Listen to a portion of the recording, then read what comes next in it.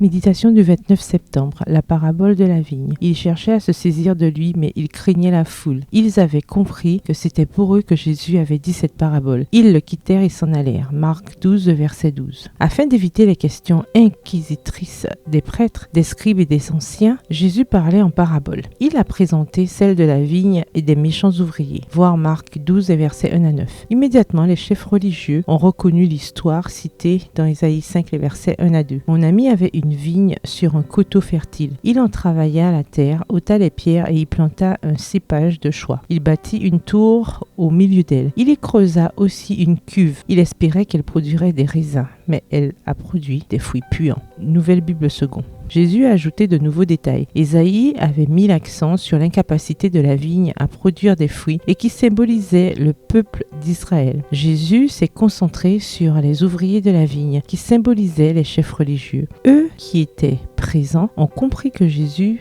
décrivait leur travail défectueux en tant que chef spirituel du peuple de Dieu, usurpant les droits du propriétaire. Le maître s'est présenté comme l'héritier de la vigne, le Fils de Dieu. Matthieu précise que les auditeurs ont répondu à la question sur le châtiment. Il mettra à mort sans pitié ces criminels et louera la vigne à d'autres vignerons qui lui remettront la récolte au moment voulu. Matthieu 21, le verset 41 dans la version Bible en français courant. Ils ont répondu correctement et se sont condamnés eux-mêmes. Jésus leur a fait comprendre que la pierre de fondation était venue et qu'ils l'avaient rejetée. Le royaume de Dieu était là, refoulé par les bâtisseurs spirituels. Terriblement offensés, les dirigeants n'ont pu supporter davantage les insultes de ce prophète itinérant. Ils étaient les seuls qualifiés pour juger et Jésus les mettait publiquement dans l'embarras. Ils auraient aimé l'arrêter immédiatement, mais ils avaient peur de la foule. Ces paroles avaient eu un impact puissant et couplé à l'attitude des responsables du temple, tout doute était levé quant à l'identité des méchants ouvriers. Dans son infinie sagesse, Dieu avait choisi la pierre de fondement et l'avait lui-même placée. Il l'avait appelée un surfondement. Le monde entier pourrait déposer sur elle ses fardeaux et ses chagrins. Elle pourra les supporter. Avec une sécurité parfaite, elle pourrait construire sur elle. Le Christ est une pierre éprouvée. Il ne déçoit jamais ceux qui se confient en lui. Il a supporté toutes les épreuves. Il a subi toute la pression de la culpabilité d'Adam ainsi que celle de ses descendants et en est sorti plus que vainqueur sur les puissances du mal. Il a porté les fardeaux que chaque pécheur repentant a jetés sur lui. En Christ, le cœur coupable trouve un soulagement. Il offre un fondement sûr. Tous ceux qui dépendent de lui reposent dans une sécurité parfaite. Bonne journée, que l'Éternel vous bénisse.